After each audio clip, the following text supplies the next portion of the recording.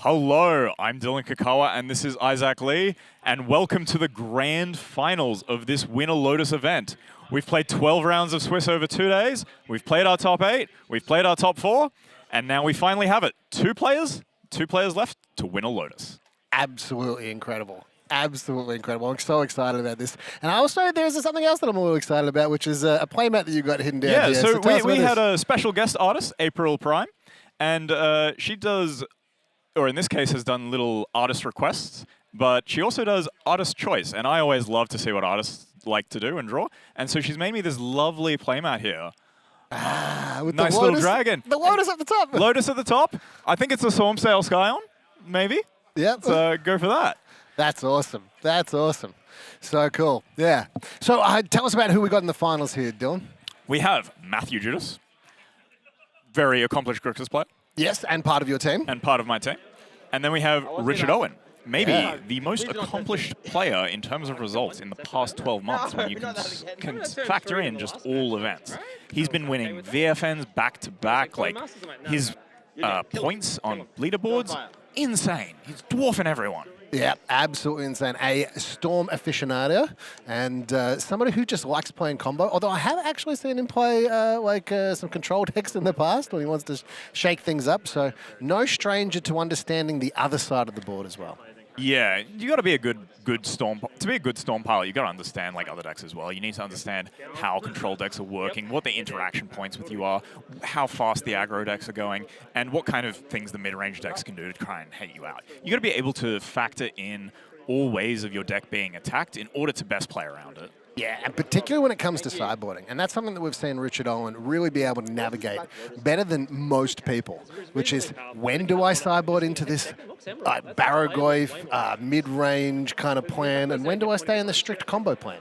Yeah, having a transformative sideboard, you again, as the Storm player, you get to ask the question, and you get to say, hey, you have to answer my question, but I get to choose what the question is. I get to choose what's bringing in my deck. But also, there's multiple questions. I'm attacking from different angles. Your cards are only good against one. Yeah, yeah. So are you bringing in the Giudes, Null Rod, these kind of things when I'm just going to slam a Barragoyf? Or am I not bringing those things in, and the fact that you've still got Fatal Push in your deck, or maybe an Unholy Heat, but it's actually got no targets because I didn't bring any creatures in? Yeah, and if those cards get stuck in your hand, the Storm deck just gets to go off and do its thing. You have to line your cards up really well, otherwise you're going to run out and get killed one way or the other. Yeah. But I will say something that Mathew has going for him is having access to Force of Will and Force of Negation. So sometimes Richard can go, you know what, I've got everything, you're tapped out, I'm ready to go, I can combo off on turn 2, I can even combo off on turn 1. But sometimes you put in all of these resources to then just get absolutely potatoed by a Force of Will. So I heard the story of Richard's top 8 match. He is against Beckett Wolf on mono green lands. Yep. Excellent strategy. Richard wins game 1. Yep. Game 2, Richard goes off turn 1 and plays, I think it's 6 or 7 Storm Scale Scions in play by the end of turn 1. Okay, so a bunch of dragons. And then Beckett plays Crop Rotation and finds Tabernacle of Pendrel Vale. And then there's no dragons. No dragons anymore. So we see a handshake from both players, playing for Black Lotus, and second place walking away with the Mox. But both players, big smile on their face, shaking hands, being that, just good sports. Yeah, so just looking at his opening hand, a bunch of lands, Preordain and Address.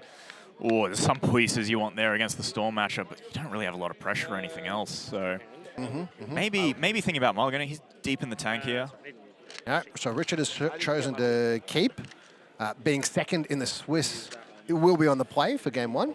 Yep, he gets to choose each time, which means Giudes as well, being on the draw all 3 matches of this top 8. Yeah. He played Jared Alsop at 4th, he was on the draw. Played Thomas Bott at 1st, on the draw.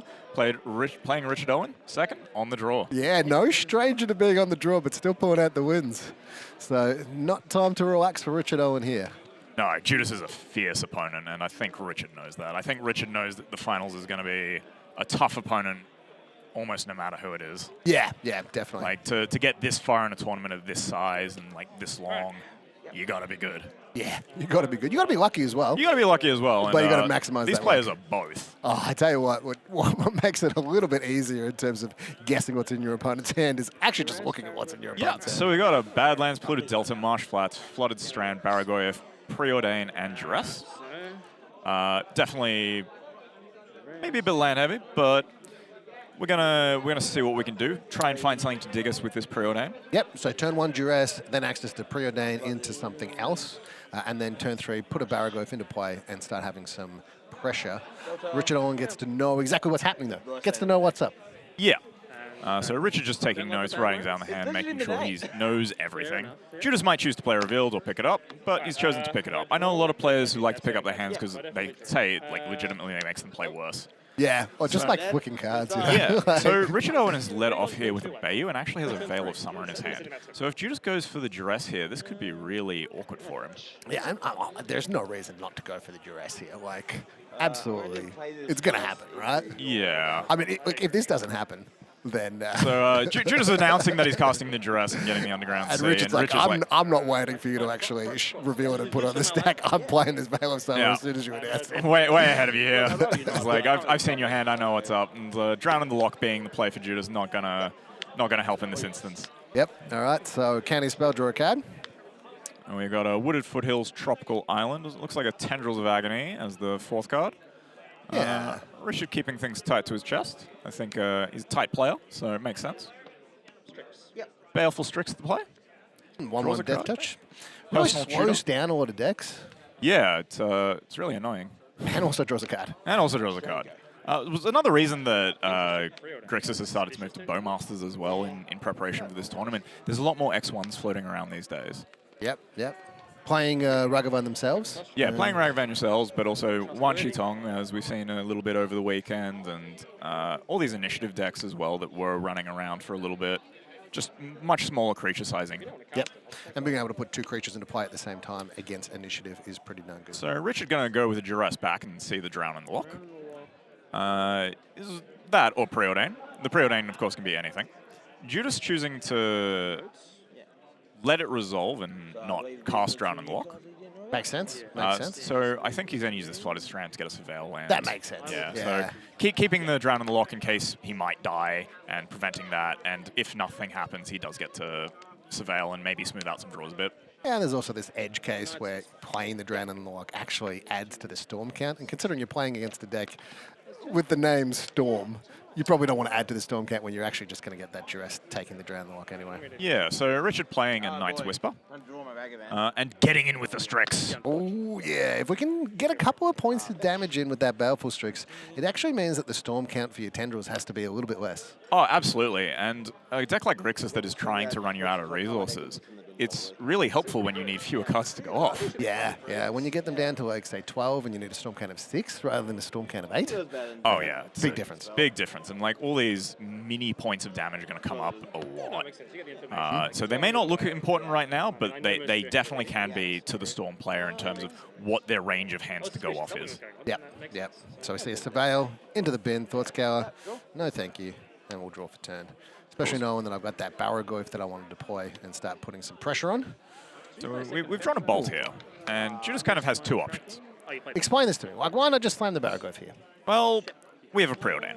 Yeah. And the Preordain might find interaction. But the Preordain, like, doesn't cost 3 mana, whereas the Baragoyev does cost 3 mana. No, but the interaction we might have, like counter spells and stuff, does cost 2 mana. And we may need to have some interaction to avoid dying this turn. If you tap out and play the Baragoyev, you're kind of saying, go Shields off. down. Shields down. Shields down, go off, and if you don't, we'll play again.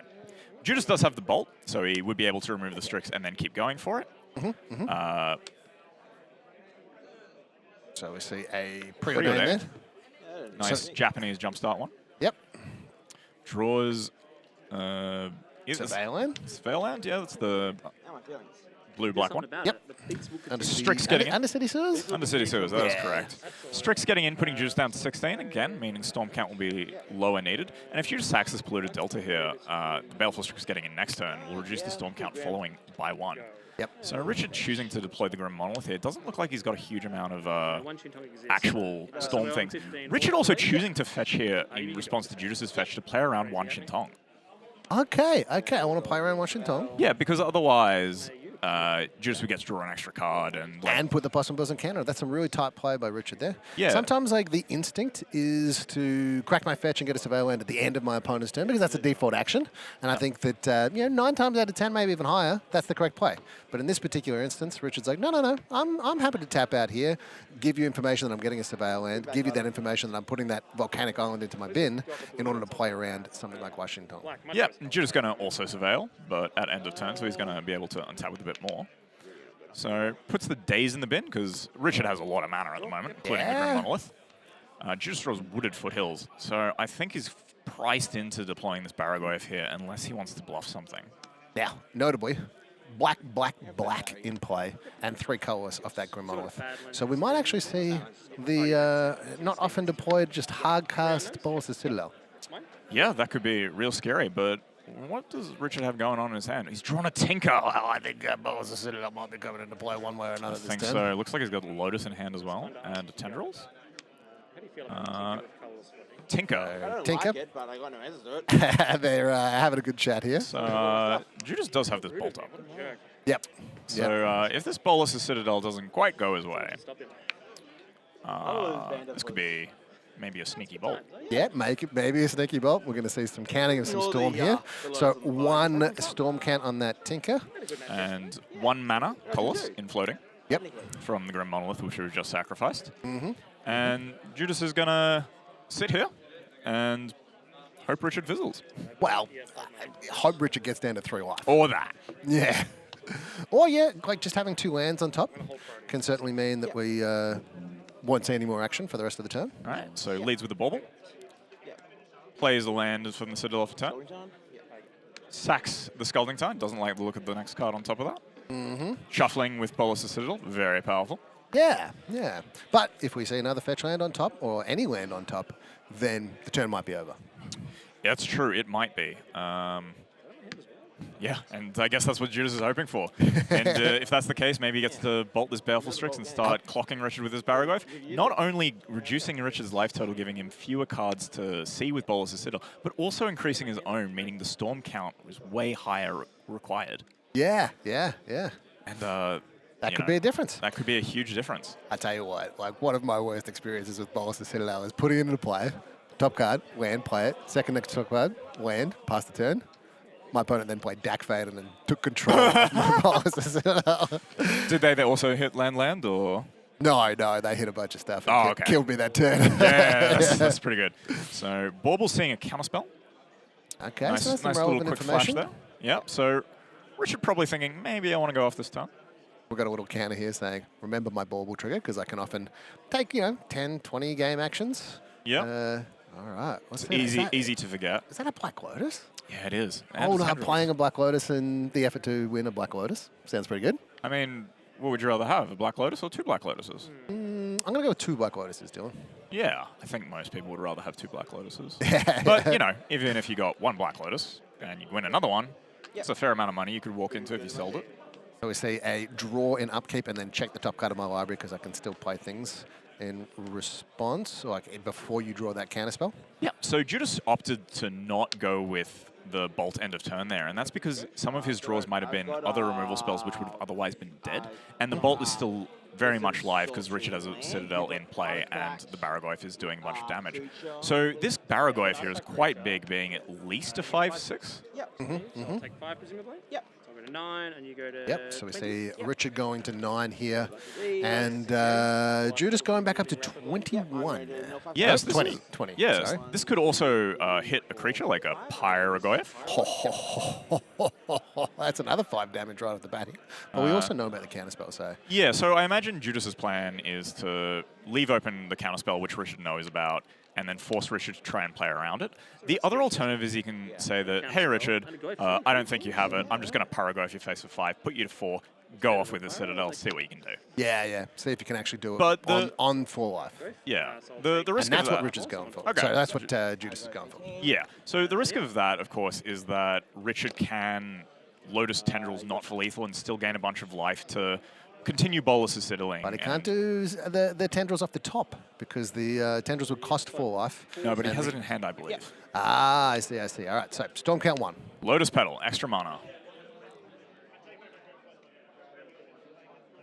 He's got the Surveil land as well. This is so interesting. All right. Seat of the Synod. Seat of the Synod. Mana Vault off the top. Storm's at 2. Storm is at 2. Land And we're drops going down to 3. Serum Visions, holding priority on that one. Going down to 2. Richard only needs to get to 9 Storm for this. Yep, yep. Can also just like you said, gain a bunch of life, and so I can keep going. Yeah, like especially if there's a Yorg Mothwill or something within reach, I think just go back and do it all again. Yep, yep. Or just like put some things on top of my library that mean that I can, just some creatures, some chump blockers in some way. Maybe I can survive another turn. Yep. So cast the Rain of Filth. So this is going to allow him to sacrifice any number of lands he wants for a black mana per land he sacrifices. So he's not really shy on mana at the moment as much as he is on life. But he might be forced to use this Tendrils to mitigate a lot of that. Yep, yep. And then maybe keep going with the Citadel. So he does get to scry 2 as well after the Serum Visions. Yeah, so what we saw there was a Serum Visions on stack, hold priority, look at the top card of my library, see the Rain of Filth, cast the Rain of Filth in response to my own Serum Visions, then let the Rain of Filth resolve, let the Serum Visions resolve, and then scry 2 after the draw. So Dark Ritual to play here after the LAD, increasing the Storm count to 7. So Richard just needs 1 more spell for this Tendrils to be lethal. And we see 1, 2, 3, 4, 5, 6, 7, and the 8th copy. So that will deal I see what's about to happen. Giudes is going to get domed for 10. with tapping the Bolus Citadel. Is Bolus Citadel non-land? It is non-land. It is non-land. Okay, So that makes sense. currently 5 permanents in play. But Richard wouldn't have been able to cast any more spells because of the fact that it's was down to 1 life. So now we're back up to a whole bunch of life. We haven't actually changed the life totals there, but we'll get to that. And then we've got a Cabal Ritual off the top to add a whole bunch more mana. Yep, and Rich is just gonna go for it here and see how much he can get done and try and end this game. He's only 2 points of damage off, and if he has to pass the turn, he can afford to get hit by 2 He players. can afford to get hit 1 more time, but definitely doesn't want to do that. No, land on top. Land on top. Doesn't have the ability to get rid of that land. Looks like 3 lands in hand, 3 or 4 lands in hand. Oh, he's And then passing the pass turn. And Giudes is alive! Has the counterspell in hand as well. Knows that Richard has nothing. Yep. Is going to get to attack for 10, leaving Richard with... Oh, it's Kaito in the bin now, so there's 6. The Pyroglyph. Oh, they've missed it. The Pyroglyph should have been 1 extra power when it hit. Richard should be on 14 theoretically. Oh, but that would have changed the entire turn because he actually went to 1 life at that point of that. Yeah. Oh, all right. Well, we're going to have to get the judges to investigate this That's one. what they're doing. We've got a judge on the table. Yep. We've got a table judge, and they're both talking to that judge right now. Yeah, our very own Mr. Anderson. Yes, Mr. Matt Anderson, who was on coverage earlier today, and we're just going to assess this. And yeah, look, let's just pause for a second here, right? Because Richard Owen's on 15. Right? They've just recounted, and instead of being a 5 power, it's actually a 6 power. So we're looking at 12 damage here, and let's say that we rectify here and put Richard to 14. We're going to see an attack for 12, putting Richard to 2. Looks like too much has happened. Yep. Because that, and he wouldn't have been able to do the things he did. So they're just going to continue and play on as is. So it's going to put Richard to 3. He's got 3 life to work with, and he has to fight through a counterspell. And a counterspell. So and we know he's drawing a land for turn. Yep, yes, we're going to draw a land for turn. So we have to have like a... Deadpool, Tasiga, Thoughtseize, Fatal Push, Snow-Covered Island. Yep. Go with Tasiga, I guess. It's cheap. I can cast it in case something weird happens, and maybe I can put some cards into my bin. Yep. Yeah, definitely if something weird happens. So we need to see something like a Ponder on top that can draw into something like a Yawgmoth's Will and something like a Preordain on top of that in order to play both of those 1-drop cards that draw cards into hand that I can play for actual mana.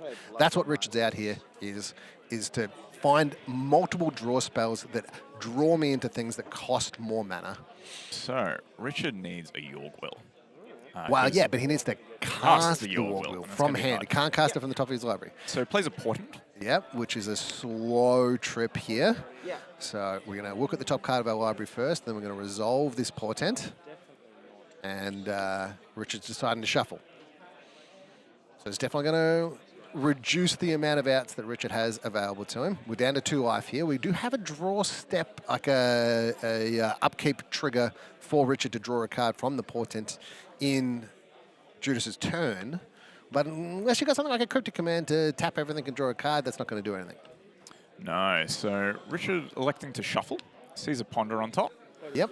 So this is one of the cards that we need to see. We're down to 1 life here, so we can't play any more free cards off the top. That's going to make it really hard to find something. So maybe we need something that has Storm straight off the bat in terms of like making some dragons here. Yeah, If sacks the LED for red. Yep. Looking for a Storm Sail Scion to hopefully have enough permanence to bolus a Citadel. Sees Urza's Bauble, Chromatic Star, and a Carpet of Flowers. Is this game 1? This is game 1. Yeah, this is game 1 with a Carpet of Flowers and a Veil of Summer in the mix. It's really good against these blue decks. Yeah. Richard came to battle. Well, game 1, they're kind of what your weaknesses are. The blue decks with counter magic and discard spells with efficient threats to like back it up. Yep. So having things like Carpet in the main board or Veil of Summer, really useful. And at the end of the day, you can always go through them or do other things. We're going to see a cut here. I reckon we're going to see a flip right on the table. No, all right.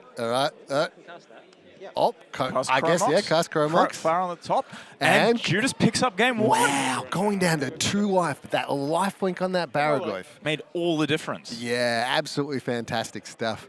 Oh, look at that smile on Giudes' face. Yeah, like, he knows he's I got away with he got away with something. And he knows yeah. he only has to get lucky once to win that Lotus. Yeah.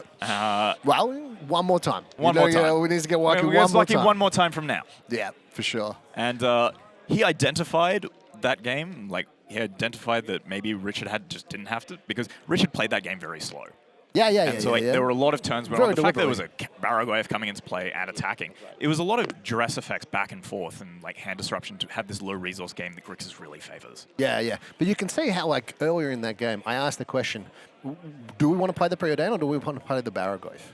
And that is what ended up happening is that exact reason why we're going to ask that question. Do I want to just tap out for the 3-drop Baraglyph or do I want to find the interaction? Playing against Storm can be incredibly hard because you don't know. Like, do I need to find the counterspell this turn to stop you from doing the thing, or do I need to put the pressure on play and then the following turn find the counterspell? And it really depends on the vibe, right? Yeah. Like, do you think that the opponent has all the juice? And considering Richard had a Black Lotus in hand at that point, maybe Giudes got the correct vibes that he's got some powerful stuff in his hand and I need to find a counterspell. Yeah, and the Baraglyph can come down a bit later. Did so well, and I think it still bought him the turn because Richard was maybe scared of an interaction, some unknown cards, and went for the duress. Yeah. But what do you think Richard's sideboarding in? I mean, we've seen him in the last match, and he was sideboarding in. We saw some VVs and third path Iconoclasts. Yeah. Do you reckon he's going to go with this transformative sideboard plan and try and out-creature Giudes? Oh, this is such a like next level, previous level type situation where Richard knows that Giudes knows that he's got this transformative sideboard. So sometimes you can just do the double fake and go, you know what? I'm not going to bring in any of these things, and I'm actually just going to go for the throat with my full combo mode, especially being on the play. Oh, yeah. Maybe then I go into this sideboard alternative thing when Giudes realizes that maybe I didn't side in the creatures and sides out the fatal push for the second game. But honestly, this is something that Richard knows much better than I do.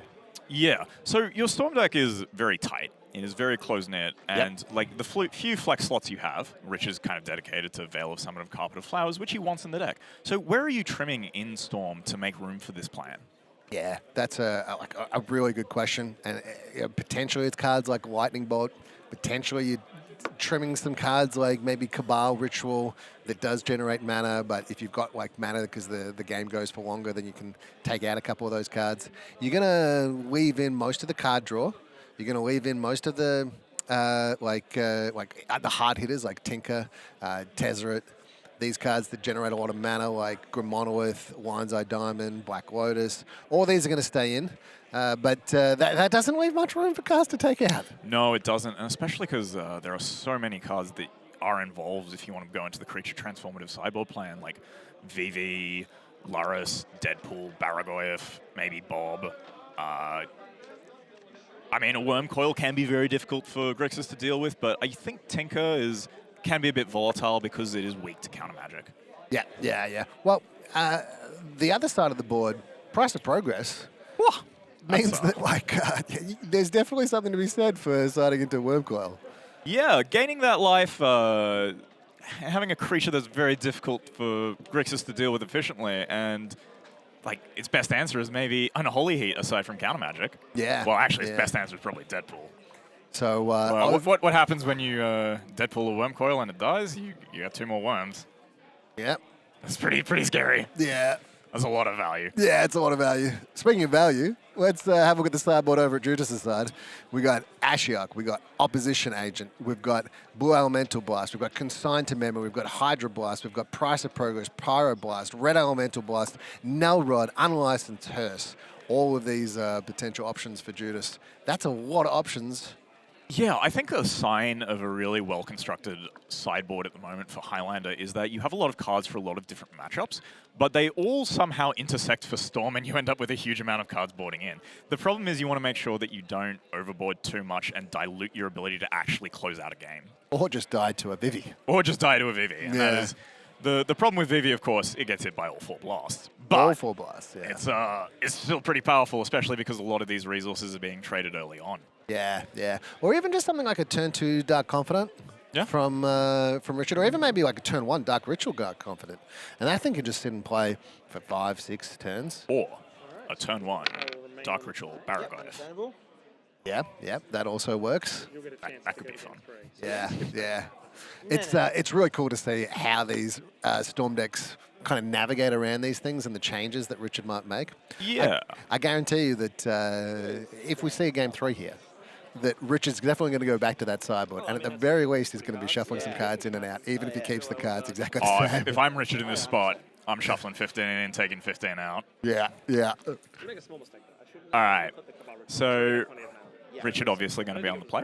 Yep. Richard, by the way, finding all these sideboard cards, this transformative idea, a lot of it was like, man, what cards are good in the Grixis mirrors? Because both decks are Grixis colors. It's like, why not just play the creatures in the Grixis mirrors that are good against Grixis, like Deadpool and Barragoth? And it makes a lot of sense when you think about it. It totally does. So I can see a Tinker over there in Richard's hand. Yeah. But he's got to think about it because some of these Tinker hands can actually be like pack up and go home to a Duress, or pack up and go home to a Force Negation. I think you called it earlier, Isaac. We are seeing a turn 1 Dark Ritual Bob. Alrighty. Oh, yeah. So the Wizard, old mate Bob himself. So Giudes with a Brainstorm, Git Probe, some lands, and I think that's Tassica. Yeah, we're seeing some shortcutting here from both players. Yeah, both players play very fast. They know what they're doing and stuff. I think and just announcing verbally, this is what I'm going to do. I'm going to get an Underground Sea. I'm going to play this Dark Ritual. I'm going to play this Dark Confidant. Yep. Resolves. No problems. So Gitaxian Probe revealing Tinker, Abrupt Decay, Stock Up, and a Lotus Petal. Ooh, that's Richard's gone all in on this. He's hoping this Bob carries him. Yeah. So Richard did have to stop and think, do I want to spend this Dark Ritual or do I want to spend this Lotus Petal? And with the Tinker in hand, I think I know what I want to be using there. Yeah? The one that isn't an artifact? Yeah. Yeah, that makes sense. All right. Just drops his hand on the table for a bit, just revealing the Mishra's Bauble. He's going to bauble himself. So what he's going to do here is he's going to try and look for an answer to this Bob, maybe, or something else, see if it's useful.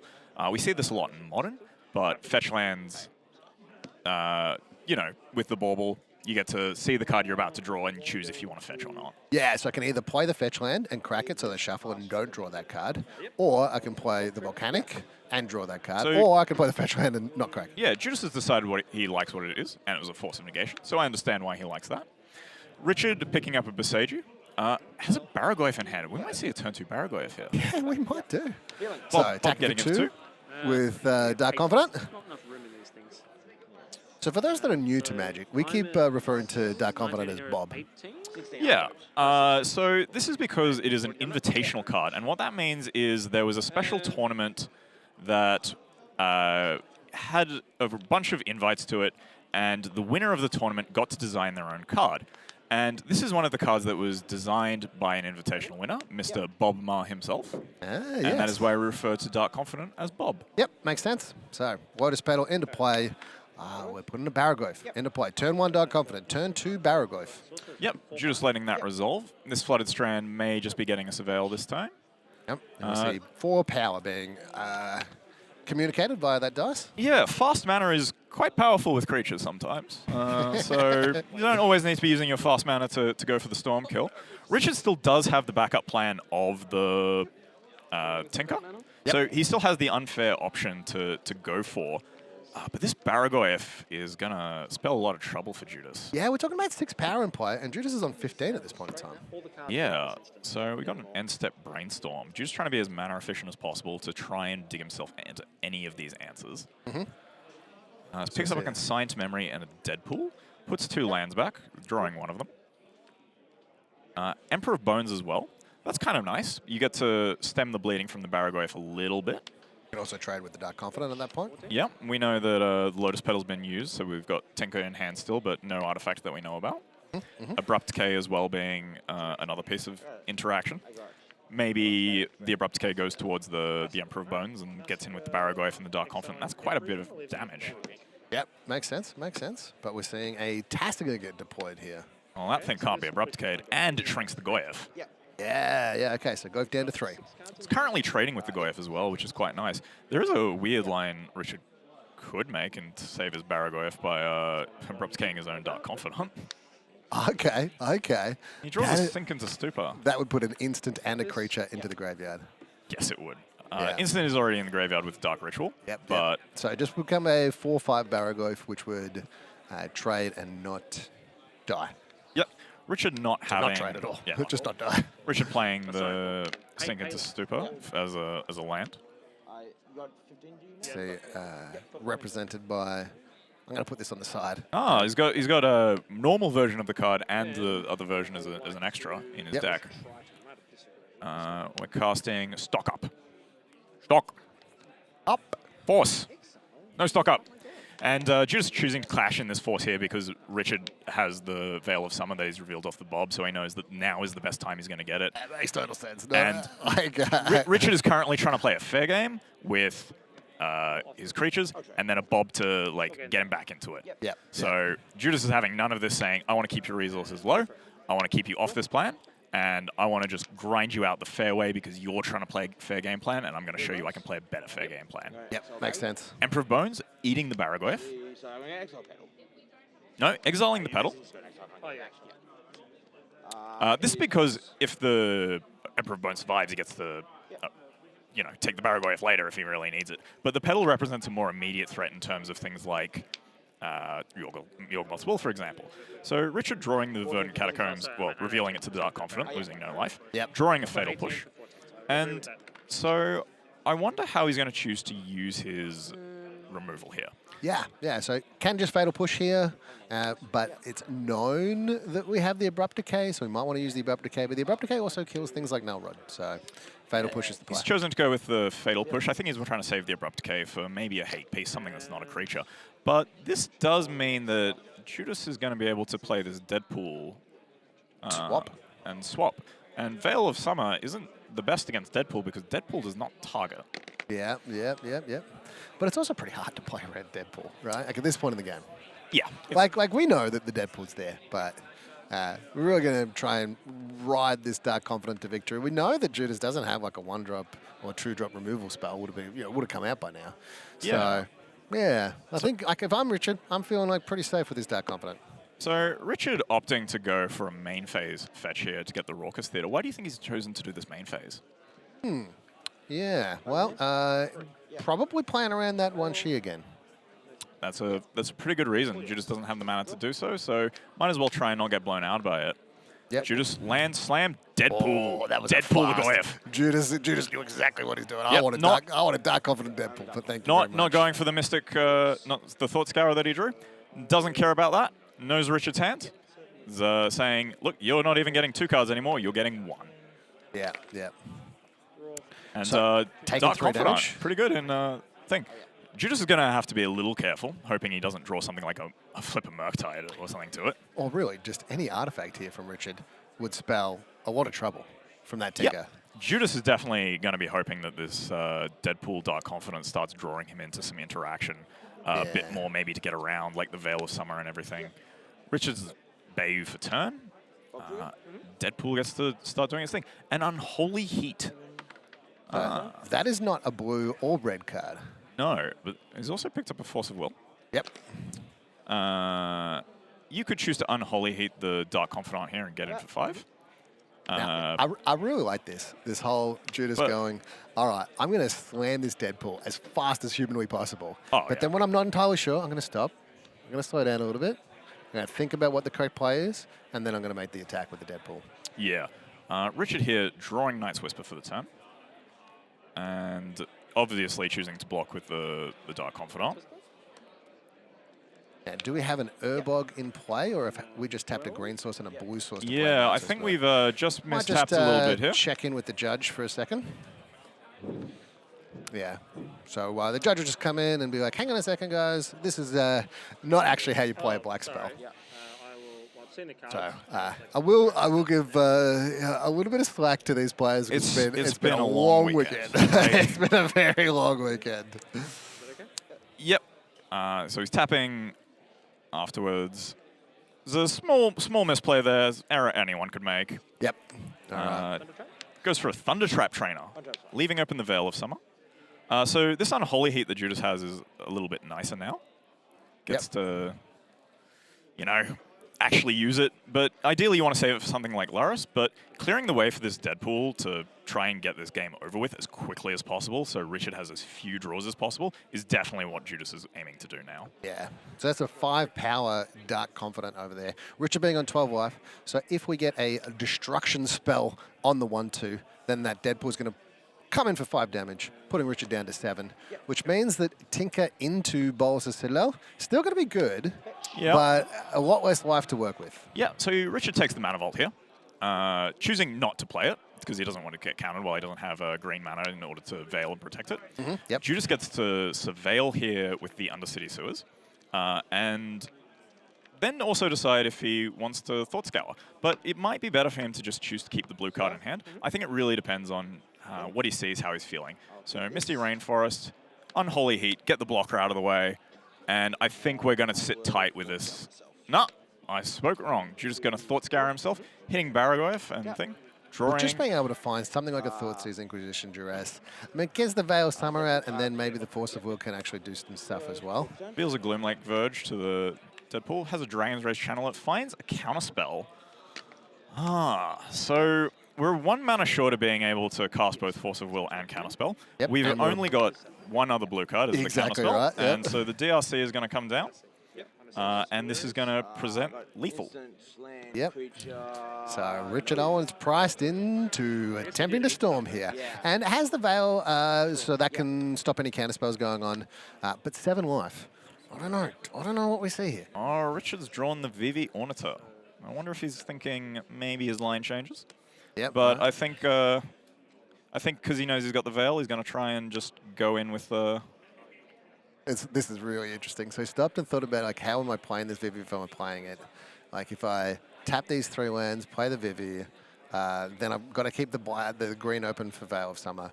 Then I've got to keep 1 land open to play the Mana Vault. And then I can use the Vivi once to generate 1 mana, and that will be blue mana, and then sacrifice the Mana Vault and have 1 mana floating to play the Tinker with the Veil of Summer open. Could be interesting.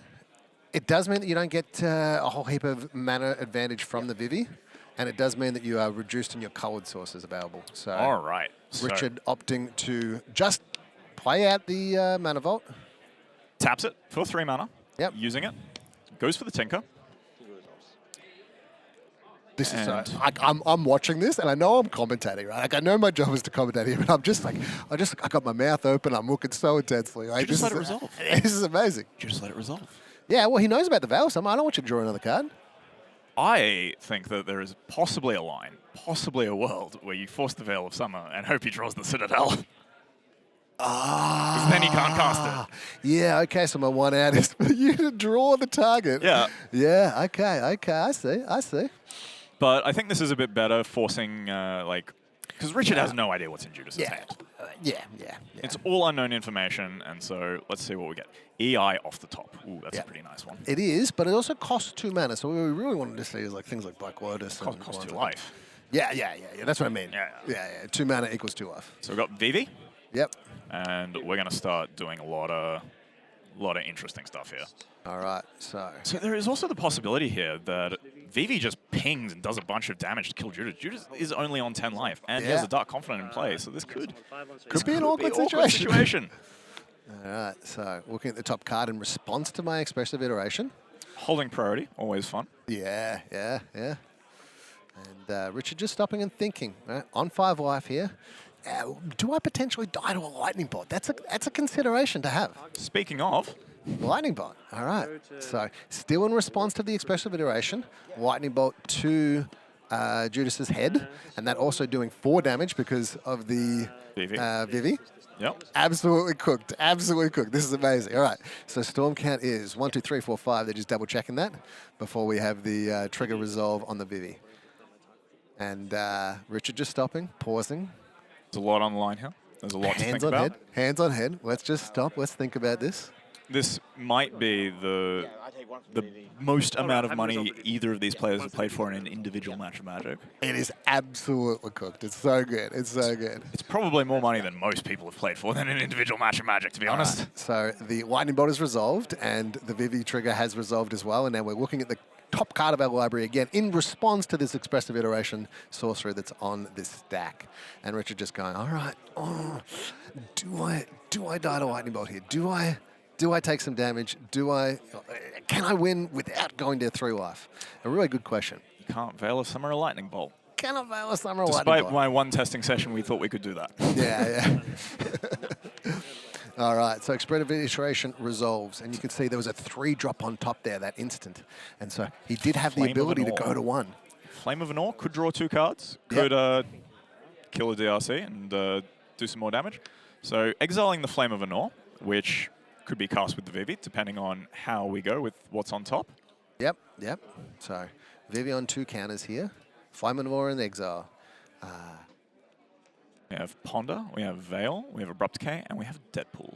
Okay. So this is really tight in terms of mana and things we can cast, to the point that maybe you consider just Veil of Summering here.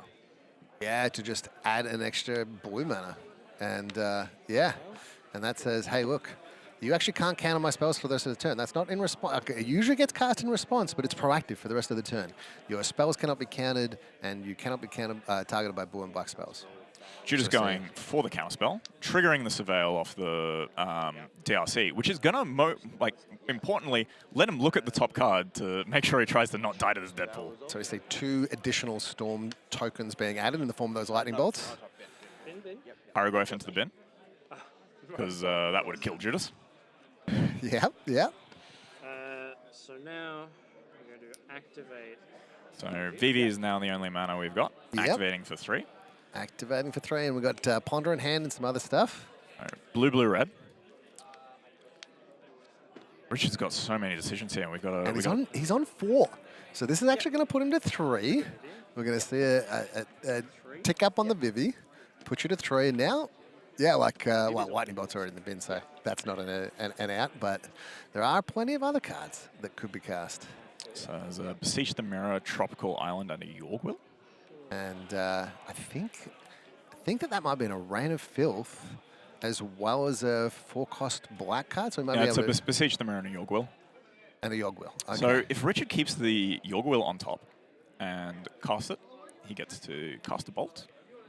Yep. If he's able to cast it. Well, So he can. 4 So drop. Richard going to 1, choosing if you have bolt, I'm dead. Yep. Well, I can play Land for turn still. Yeah. Which is on top, and then I can play Mana Vault, or I play Dark Ritual. And you got the bolt as well. You got red. Yeah, Richard is explaining I have the bolt in the bin. I don't need anything else. That was absolutely amazing. Going down to 1 life on 4 life. There's not many cards here that I can actually cast. I've got to have multiple cards or exactly Yawgmoth's Will. And Yawgmoth's Will got there, putting Richard down to 1 life, but allowing him to play cards from his graveyard, and that included playing a land as well as being able to play Mana Vault, and then Giudes is like, oh, you've also got the Bolt there. Yeah. So the turning point there was definitely the Thundertrap Trainer finding that Mana Vault to be able to be tinkered away into the Citadel, because the Veil of Summer being able to protect the Tinker meant that Richard could combo off. Otherwise, Giudes might have gotten that game as well. Yeah, but also Richard masterfully manipulating his mana in the correct way in order to play the Vivi, play the things, in order to have the things that go spell, pal, ping, ping, ping, ping, ping, ping, and then finish off with a Yawgmoth's Will and a Lightning Bolt. Absolutely fantastic. And now we go back to the board, which is like you were saying, I'm going to be shuffling maybe 15 cards in and then taking 15 cards out. Oh, if I'm Richard, I'm almost certainly doing that. I don't want to know my opponent to know if I'm on this mid-range plan or not. Yeah. Just with his sideboard guide with Speed, the movie, in the middle. Speed, the movie in the middle. You ever seen the movie Speed? Yeah. You know what it's about? You like the bus? Yeah, it can't stop. Can't stop. Okay. and being part of Team Bus Stop. Okay. Stephen Hitchcock is very fond of these kinds of jokes. Yeah, sweet. So Richard going back to seeing that Deadpool there. Like, do I want to keep Deadpool on the draw? Like, I think I saw a Lion's Eye Diamond being put in the potential sideboarding out pile there. Yeah, so Lion's Eye Diamond can be a bit risky because it forces you to go all in when you use it, and sometimes you're having to do that by putting a Yawgmoth on the stack, sacking the LED, and hoping they've got nothing. Because if you got that Force of Negation, you got that Force of Will, which I might not know about, then I'm actually throwing away my entire hand. Also means you can't use the Veil of Summer that you might have. Yeah, true. So you'd have to proactively, like Richard did there, where he played the Veil of Summer, and it got counterspelled. So Richard looks like he's sideboarded out Tezzeret Cruel Captain. What are your thoughts on this? Well, my initial thought is I don't like that, and then my immediate next thought is that must be correct. Yeah. If Richard's doing it, he probably knows better. Yeah. And there's definitely something to be said about Tezzeret Cruel Captain being, yes, very powerful, but it does get killed by being attacked by creatures. And the Grixis deck's main plan is to put some really early creatures into play, some threats, and then back it up with counterspells and burn. So saying, you know what, yes, the Tezzeret's good, but it's not going to stick around for that long, so not really where I want to be. Both players getting out of their chairs, having a bit of a stretch and posing for a photo. Very nice. The final game. There's no more games after this, unless a pop draws it. Oh, that would be fun. Yeah, price of progress. Yeah. But this is it. This is the final. This For is a what Black Lotus. the whole weekend is built up to. I'm so excited to see this. Whilst also, like, just as a viewer, just being captivated by this game. Like, I was like sitting there going, oh, yep, all right, we got to make sure that we're on the ball here, because it's just, I could just watch this all day. Oh, yeah. Highlander is such a fun format to watch. Yeah. The games are so exciting. They're going all over the place. All this interesting stuff is happening. I just love watching the format. I've been absolutely inspired to build some more decks after watching and participating in the coverage today. What kind of decks would you like to build so far? Oh, the Shane Cutting Time Vault deck. Oh, that looks cool. That's where I'm going to start. But I also want to pick up the Beckett Lands deck. Yeah. Have a good look at that and have a play around with it. That looks like a really cool deck. And from what I've seen of it looking at Grixis, it looks like it is Grixis for breakfast. Yeah, it certainly does. So good to see a bit of a resurgence in the lands archetype and a new direction to take it. And looks like a very good direction to take it as well. Yeah, that Ice Explorer card just seems really, really good. It's definitely breathed a lot of new life into this strategy. Yeah, it made the waste and strip paying for the points on those So far more beneficial. Judas definitely happy to be on play here. Sees Price, Git Probe, Land, Brainstorm, Ponder, DRC, and I've seen like the second card. There was a Wing to Dust, I think. So we're just making sure that all the cards are where they're supposed to be. Richard just fumbling his deck a little bit. Yeah, I think he saw the top card or something. Yep. So we just want to make sure that this is randomized. Destroy the information. Keep the in-tournament integrity. Yep, that makes total sense. So Giudes gets to decide first whether I'm keeping this or not. Mostly good to be on the play. But there is something to be said for like having that information about whether Richard's keeping his 7 or not, because that can really change whether you feel like, I need to have like a Force of Negation or a Thoughtseize or an Inquisition. Yeah. Whereas when you don't know, like if Richard might be mulliganing to 6, might be going to 5, then there's less of pressure to make sure that you've got that turn 1, turn 2 interaction. So I think Judas is going to keep this hand because he does have the Git Probe, he's got Yep. the Ponder, and he's got the Brainstorm. So he knows that if he needs to dig for Force, like because of Richard might have a turn 1, he has to look for it and look for it. And he will look for it. And if he doesn't, then he can chill out. Yeah, Relax a little but bit. Richard going 6. Yep. Didn't like his first hand. You're not Judas has got to be happy about that. He's got to be happy that he's on the play for this final game. He's got to be happy that he's keeping a 7. Yep. All right. So what are you hoping to see if you're Richard Owen here? It really depends on what Judas's hand is. So you're kind of hoping to either have a creature mid-range sort of plan, maybe a fast Baragoyf again, depending on what Judas has lined up. But the thing is, Judas is going to have more information because he's going to be able to get probe and dictate what the pace of play is, where Richard is going to be operating on unknown information. Yeah. So the other thing Richard might be hoping for is, because he's on the draw, a slower, more grindy game with a bit more to keep himself above, like getting thought seized and such. Yeah, that makes sense. And there's also something to be said for just going, you know what? No. I just want to have Black Lotus, Tinker, Mana Vault in my empty hand. Yeah, and you know, Storm can just draw those as well, and those are a bit frustrating sometimes. Yeah. Maybe a land and a Veil of Summer to go with it. Yeah, so he's got in hand a Bolas' Citadel, Lightning Bolt, Giudes, putting the Citadel to the bottom, unsurprisingly. Yep. We want to tinker for that, not anything else. I've definitely had some hands where like it's 7, but I've got the Tinker and the Bolas of Citadel, and I'm like, oh, I wish that this was a mulligan to 6. So I could just put the Citadel on the bottom. So Giudes taking us off with the Volcanic from the polluted Delta. He's doing this before he get probes to thin the deck and make sure he does reduce the chances of drawing a target with a thing. Darcy? So plays the Darcy. He's choosing to get aggressive first, saying, Richard, I'm gambling, you've mulled 6, you can't kill me turn 1. Yeah. Well, so I'm going to try and get this game over with as quickly as possible. The Darcy is going to allow me to start surveilling and possibly hit the second land drop as well. So Git Probe resolves. We see Otawara, Tropical Island, Manamorphose, Beseech the Mirror, Lightning Bolt, and Brainstorm. Yeah. Now, Richard valuing this hand because it's got the Brainstorm to be able to search for things. It's got 2 lands, and the Storm deck doesn't actually play a lot of lands. And then it's got that Lightning Bolt, which can actually be cast off the Manamorphose if need be. Just draws a Bauble off the Git Probe as well, so he's going to get to Surveil 1, and then see what Richard is working with next turn. Yep. All right, so we see all of the cards available. And already we got instant, sorcery, land, and artifact, so that DRC is already on. Deadpool to draw for Richard. So Giudes knows what he's up against and the time constraints. Giudes has drawn a Watery Grave for the turn, so he will be hitting his second land drop. Richard with no turn 1 play, just the Tropical Island. And Giudes has time here to start setting things up with his cantrips. So being able to ponder, he's drawn Preordain for the turn, so he gets to then play that. Yep. So he gets to kind of look at the top 3 cards and then decide what he wants. Has missed his Surveil trigger here. Well, he kind of announced the Surveil trigger and then started resolving that Ponder. So the judge just stopped for a second and go, "Okay, you've chosen. You've picked up 3 cards. You've chosen not to Surveil. You've looked at that first card to start with and decided to keep it there. Yep. So a little bit of a shortcut there, which these players often do that shortcutting. So it's actually totally fine. So Giudes choosing to keep finds a Dark Slick Shores. Yep. Has Delirium, so this DRC is going to start acting fast, all thanks to that Bauble. So we've got Instant Sorcery, Artifact, and Land. Doth my eye spy a Price of Progress in hand there? It does. Ooh. So that means that there's, couple damage here, couple damage here, couple damage here. And Price of Progress. This Richard is on much less life than he thinks he might be. We got the Cling to Dust here as well, so we can use our mana if we want to surveil and draw a card.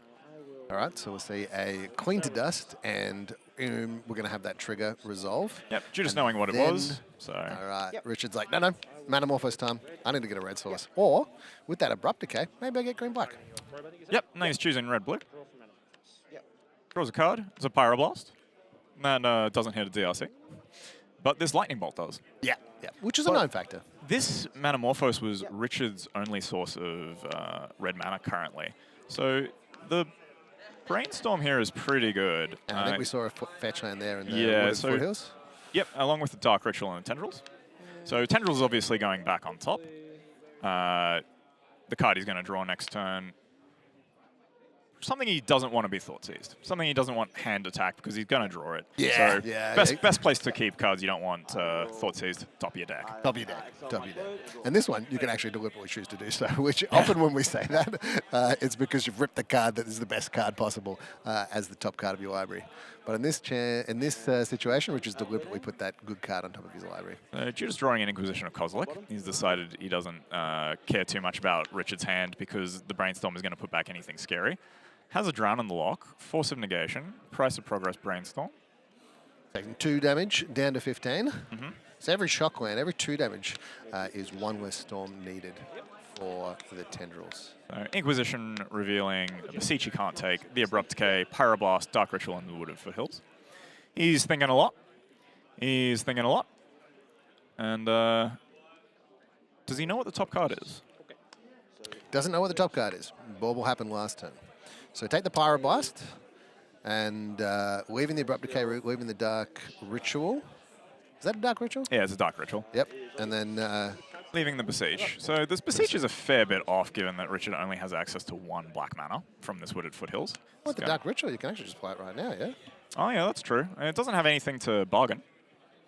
True, true. And Giudes does have a Force of Negation if he tries to go for that, plus a Brainstorm if he really needs to go and try and find something else. Which is why Giudes took the Pyroblast there, because he doesn't want the Force of Negation getting countered. So goes for the main Raucous Theatre, again, choosing to play around Washington. Yeah. Just 2 masterful players here, battling it out. And this is, we're 53 minutes into this round, and these players have had so much of their brain power be used by everything that's going on. So really impressive stuff from both players. So Mana Vault, the Spell on top. Giudes needs to find a threat here because he's a... Well, doesn't need to find a threat. He's got like Force of Negation, he's got Brainstorm, he's got a bunch of things going on. Like, there's a lot. Like, he knows about what's in most of Richard's hand, like 1 card excluded. Pretty good stuff. Like, you can actually survive a fair bit with having all of this interaction. I think the card that Richard drew, which Giudes actually did know about, might have been Deadpool. Wow, he knew that Deadpool was in the sphere of... it's in the realm of possibility. Yeah, but it might be the second card down. It might have been shuffled away. Yeah, so just playing a Scalding Tarn passing, leaving open Spell Pierce and Force of Negation, and Drown in the lock. Yeah. So Richard's going to struggle to resolve a spell for a little bit, and then just needs to make sure none of the relevant spells resolve, stick a threat, and win with it. Or the other option is that Richard just slowly bleeds out those counter spells, bleeds out those interactions, or just creates a situation where he can play multiple threats in 1 turn and have Giudes go, yes, I've got all the answers, but no, I don't have all the ability to play all of those answers in 1 turn. Now, Force of Negation, a little different because you can play it for free, but sometimes you run out of blue cards. Yeah. Giudes opting to get the basic island. I think this is for Price of Progress. Yep, makes sense. Considerations. And choosing not to get a Surveil land, but has the ability to just play the Clink to Dust.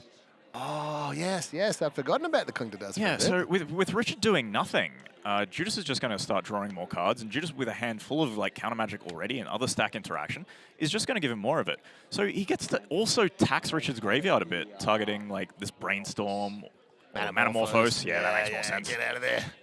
We don't want that off the Org Will. Oh, he draws a Force of Will. Okay. Force of Will, Force of Negation, Spell Pierce, Price of Progress, Flooded Strand, and a Drown in the lock. He's got 4 counter spells in hand. Okay. So Carpet of Flowers is the draw for Richard, which represents 1, 2, 3 mana, potentially more. I think it represents a counterspell. I think we might, but I don't know. I've seen Giudes stop and reflect on these things and go, you know what? I can just counter everything anyway. I think countering the Carpet of Flowers makes sense because it allows Richard to start playing more spells in a turn than Giudes might be able to counter. Yeah, so even though Giudes does have the double Force of Negation, he doesn't want to be leaving all this mana open all the time, and he wants to be able to start clinging to dust whenever Richard skips a turn. So he's just going to focus on countering anything that's relevant for any part, and anything that's not relevant, he's going to cling to dust, draw a card, and eventually just have too many cards for Richard to deal with. Yeah. So for those viewing at home, you might have actually spied the Mana Vault that is in Richard's hand. And traditionally, Mana Vault costs 1 mana, adds 3 mana to your mana pool. So you want to play it out first when you've got nothing else to do, because that allows you to have 3 untapped mana the next turn. But when you're playing the Storm deck, a little different. Giudes draws the Baraglyph and plays it. Richard draws a stock up. And this stock up might get hit by a little spell pierce here. A little spell pierce. Just a little spell pierce. Well, we could see a situation of Mana Vault into stock up, but Yeah. that's committing a lot of resources in that Mana Vault. It is, and the spell pierce would still work. You have 1 left over, so you play 1. Oh, maybe. No, Sorry. No, there's another untapped land there. Get out. Yeah, I'm just getting too out of myself here. Yeah, no, that's all right. That's all right. So, Richard is stopping to think about this. What can I play around? Can I play around 2 counter spells? Can I play around 1 counter spell? If he has 1 counter spell, do I want to play the stock up? If he has 2 counter spells, do I want to play something else? If one of them is force of negation, do I want to do something else? Abrupt decay. I Yep. can. That Baraglyph is going to be a huge problem because it's going to start gaining life as well, which makes it. Speaking of huge problems, Ooh, Null-Rod. it does nothing. It does nothing. Yeah. You sure? What does it do? No, it does nothing. It does nothing? Yeah. Why is he playing it? Well, because it does nothing. Uh. Nalrod says that all artifacts basically just don't work anymore. They just don't happen. Stock up straight into the spell pierce. Storm Yep. Scale Scion, the draw for Richard. And that was a very fast spell pierce, knowing that I'm going to deploy this at any available opportunity. Okay, so Giudes with the Wooded Foothills. That can't find under City Sewers, and the Thundering Falls is already in play, sadly. But Giudes still does have access to these Cling to Dust in the board. Yep. Not in the board, sorry, in the graveyard. So I can continue drawing a couple of cards here. Richard has the option to play Vivi here, or has the option to kind of just wait. So Vivi comes down. You could see a hard cast Force of Will. I like hardcast Force of Will here. Richard's going to have, on average, fewer draw steps than alive, just because of the nature of the Storm deck. And a Consign to Memory off the top. Giudes is just drawing all of the hate. So we see here, though, that something like a Dark Confidant would actually just come into play, would not be targeted, would not be countered, doesn't get affected by Null Rod, doesn't get affected by Consign to Memory, doesn't get affected by Force of Negation. It'd be pretty amazing here. Yeah, so Richard Owen, the caster Ponder, I saw Bolus' Citadel and Tendrils of Agony, and quickly chose to shuffle them. Oh, yeah. Please get these out of my view. Yes, they do not want. I do not want these in my hand. I want these in my deck. Yeah. I will get these later. I will get these later for when my opponent is dead. Thank you. Yeah. So Giudes is on 13. So if we're going to do a Tendrils kill, that'd be a Storm count of 6, and then the Tendrils is the 7th card. Yep. So we're a fair bit off that at this point in time. So Deadpool in hand. Deadpool in hand. I don't know what that most The recent fetch card- land, Scalding Tarn, Scalding Tarn. Okay. or Steam Vents. Passing the turn. Back to Giudes. Giudes again looking at all these cards in my graveyard, all this fuel. Getting to Cling to Dust. Cling, cling, cling. And I think Richard here, kind of hoping maybe just does deploy a threat and gets to Deadpool it. Yeah. All right, so 5 cards exiled. We've actually got another 5 cards available, it looks like. So can still draw another card even in the following turn. Now, Responds by sacking the Scalding Tarn. yep, and no response with 1 Shear. Yep. These players just really stopping and thinking about each interaction point. How do I optimize this? How do I not get wrecked by something that I could have played around? And I think at a match like as high stakes as this, if you blunder something really bad, you're gonna be kicking yourself for a while, maybe. Yeah. You got many of those? Oh, too many, man, too many. Definitely had some of those moments that are still sticking around in my head. That's how you get good as a Magic player, is you lose a lot, Yeah, that is the #1 way. and then you keep coming back because it's the only way to get better. All right, so cutting the deck, and we are now letting that Cling to Dust resolve. Brainstorm's getting exiled. Draws a daze. Days, which Could snag the Deadpool if. So Giudes might be incentivized here to not play lands to make sure this pop doesn't draw a game or kill him. Yeah, So he's choosing not to play the 13. Gloom Lake Virgin hand, but also it means he gets to represent more cards. Yep, 2, 4, 6, 8, 10 damage at the moment, being down to Giudes. 2, 4, 6, 8 damage being dealt to Richard, putting him to 7. So This Wooded Foothills as well can't find a basic land. But a thing Giudes can do is also daze and Just return one of just the return lands. one of the lands to the hand. Yeah, yeah. Might say one of those problems, those situations with the price of progress unstack, holding priority, return my own island to daze my own spell just so And that I pay take for it. And pay for it and take 2 less damage. So Giudes is still going to get to Cling to Dust. This looks like it's going to be the last one, kind of. Yeah. Judas does have the ability to put one more card in his graveyard with the Wooded Foothills, but Also has the ability to exile a creature here in Vivi, and Yep. rather than draw a card, just gain 3 off. It's, Yep. it's certainly an option. I don't think it'd be the best option at this point in time. no, I but think I'd rather the card, but it's definitely something you want to be considering. And Yeah. Richard again playing around Washington, just really doesn't want to get got by it, Yep, and yep. affords to. Knows that he's not really doing anything this turn with the mana or needs to represent anything. Knows ahead of time what he potentially wants to draw, so he's certainly digging for specific things here. Yeah, yeah. Although conceptually down to 4 life here for Richard.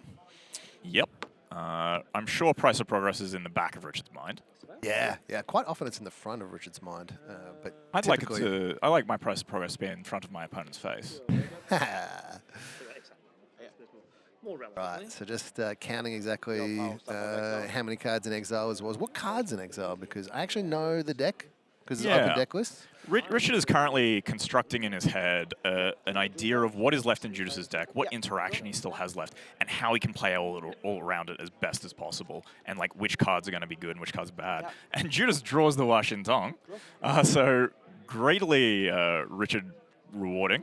Yeah, yeah, it's so cool to see. So cool to see. Giudes drawing another land for turn, choosing not to play it. Yep, yep. Playing around his own price of progress. Yeah, Great to see. because if he casts Price of Progress at the moment, he could get bolted and die. Okay, so we're looking at some action here. Richard casting a Knight's Whisper. That's going to put him to 12. That means 1 land. Yeah, or is it just like 1 attack step with the Washin? Veil of Summer. The Seat of the Synod. Or this is like, this is nail-biting Oh, stuff. this is tense. Do it, do it. Plays the Seat. Okay. Can't be plays the activated because it's an artifact. The Null Rod's not doing nothing now. 2, 4, 6, 8, 10 damage in play. 12 damage. 2, 4, 6, 8, 10, 12 damage, and Richard is on 12. 2. Washington for 2. Yep. Giudes is going to leave himself the ability to cast this pop at instant speed if he needs to. Yep. He has to draw a card with the Washington. Now, Giudes does have to be aware of cards like Blue Elemental Blast, Hydro Blast, which Richard might have brought in, might not have. So Giudes doesn't have to actually pop off with the pop. No, Giudes can choose to play safe as he's got a I win button in his hand at any point, really. Yep, and got a Force of Negation, so can do this like in Richard's turn, in Richard's upkeep if he wanted to, in response to... Oh, nope, main phase. No, Richard. Let's put it on the Giudes, stack. Giudes says, "I'm gonna make you have it." Let's see. Let's Richard's see. looking at his hand. He's looking at Veil his of hand. Summer's not particularly good here. Oh, I think- Oh my God! Is this the Black Lotus? Is this a Price of Progress for a Black Lotus? What is the Price of Progress, Isaac? It is Veil of Summer in response. Not casting any blue spells. So this is. Yep, that resolves. And we have a winner! Mathew Giudes wins a Black Lotus playing Grixis, Oh my God! beating Richard Owen, one of the most phenomenal Storm players, most phenomenal Highlander players we've seen. But Giudes is on a tear. He's staring down, and he went for the prize. He knew what he wanted, and he was going to get it. Absolutely phenomenal. Black Lotus giving away to Mathew Giudes with the Price of Progress, main phasing that. Do you know what one of Giudes' most impressive stats is that any Highlander event he's played with a piece of power on the line, he's top 8'd except for 1. He has lost in the finals of 3 events with power for first, and he's finally done it. He's won a piece of power for first, and it's a Black Lotus of all things. Absolutely fantastic. Absolutely And fantastic. look at that smile. Look at that smile. I've known this guy for so long. We started testing Magic together. We've brought up to like all this time, and I'm so happy to see him succeed. Absolutely stoked. This is amazing stuff, and I'm so glad to be a part of this. I'm so glad to be commentating with you, Dylan, on this amazing historical event. Black Lotus, 312 players. Absolutely wonderful. Big shout out to all the players for coming. Big shout out to all the judges for being able to judge. And there's one person in particular that I would like to really thank and express my gratitude for. It's the person who runs MTG Bazaar, Patrick Hawkins, giving away a Black Lotus. Why? Because he wants to. Because he wants to. He wants to Yeah. do something good. He always believes in giving back to people. A lot of people done a lot of stuff for him, and when he's things are good for him, he wants to make them good for other people. And that's why we've been able to run this fantastic event, this fantastic weekend, and give away such an expensive prize. And not just a first prize, an expensive second through 8th prize as well. Yeah, Mox for second, Time Vault for third, Time Vault for fourth, and then Dual Lands for 5th through 8th. Play set of fantastic. Underground Seas, the most expensive of the Dual Land as well. So like not even like Shirin corners here. Yeah, for sure. We're actually going to have a winner's interview with the winner in a very short time, so stick around right now. Before we actually go over to them, though, before we actually head over to the winner's interview, there is someone that I would like to thank in addition to Pat. Who's that, Isaac? That's actually our chief of communications. That is Sam Woy. So Sam Woy has, well, here's the weird thing, right, Dylan? You go, okay, Sam's been directing us all day. He's been doing the coverage team. He's been organising who's coming up to the streaming. He's been doing like interviews with players. He's been organising judges. He's been organising a whole bunch of things. But if I just rewind a couple of steps, he's also been making assets. He's been helping me with the website. He's been helping with getting this created, all of this. The media wall and getting the new logo designed. Absolutely fantastic stuff. So shout out to Sam Woy, an absolute champion of the team at MTG Bazaar. It's been a huge effort from like a lot of people, and it's paid off. It's been a fantastic event. I'm really happy this has happened. Been really happy to commentate with you, Isaac. It's been a lot of fun. Oh, it's been absolutely fantastic commentating with you too, Dylan. Look, you've also been one of those team members that contribute a hell of a lot. I know that you work for Pat and you price up a bunch of cards. I've had cards sent to me by you before. Yeah, if you're ordering through Pat's site, there's a good chance I'm handling your cards. I handle a lot of people's cards, and that's why I know a lot of cards. I get to see all the cards. I love Magic cards. Speaking of which, if there are people that are watching that want to actually start purchasing from Pat, what is the best way to actually interact with Pat and the website and or just the ability to buy cards of him? Join our Facebook page, MTG Bazaar. MTG Bazaar. Josh and Pat's MTG Bazaar at the moment, but Yep. Josh, MTG Bazaar. We run a Facebook page. We run auctions. We run buy it nows, so you can just buy cards that go up on sale. There's all these kinds of flash sales that happen. Prices can go wild sometimes in terms of just like things being really cheap. Pat's got some of the cheapest prices in the world, and I'm pretty sure if you factor in conversion, they are the cheapest prices in the world on the public market.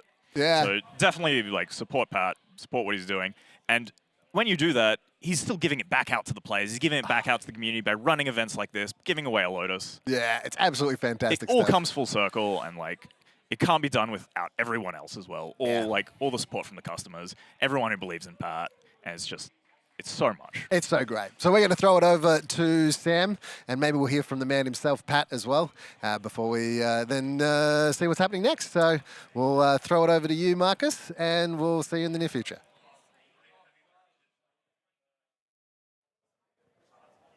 Thanks so much, Isaac. I'm here with the man, the myth, the legend, Pat Hawkins Jr. We've got the beers open. It's been an event well done. Congratulations to Giudes. We'll hear from him in just a second. But I just want to say congratulations, Pat.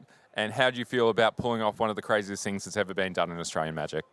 Look, I'm just a poor kid from America. This means the world to me, man. This means the fucking world to me.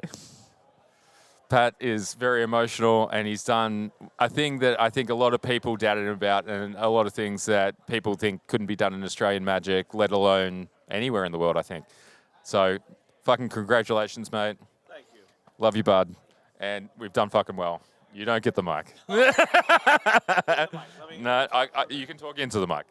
Like I said, I appreciate everyone who came. I appreciate the judges who ran this. I don't know, this means the world to me. The way I do things is I had a health scare 2 years ago. It made me see the world differently. Everything I do, I live my life there's not a lot left. This is everything I want to do. This community means the world to me, and I will continue to fight for it and put my resources into it and work hard for it, and that's what matters. Deep words from Pat. Pat, you're the greatest. Thank you for doing this for everyone. Thank you for doing it for the community. And I hope you guys have enjoyed the event. We're going to get back to you guys in a second with the winners interview. Thank you so much for watching.